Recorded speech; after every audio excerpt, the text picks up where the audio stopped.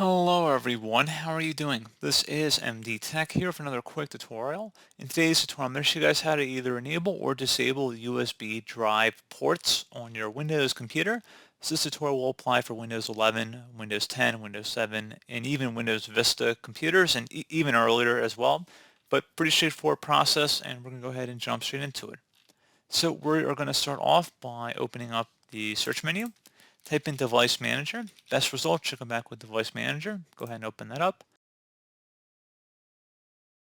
You want to expand the Universal Serial Bus Controller section, and then double click on whatever USB hub or device you want to disable. So let's just say this one device down here, the 3.0 port. If you select the driver tab, you can select Disable Device, and then you would select Yes.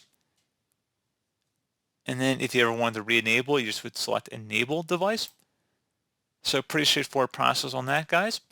And as always, thank you for watching. I was able to help you out, and I do look forward to catching you all in the next tutorial. Goodbye.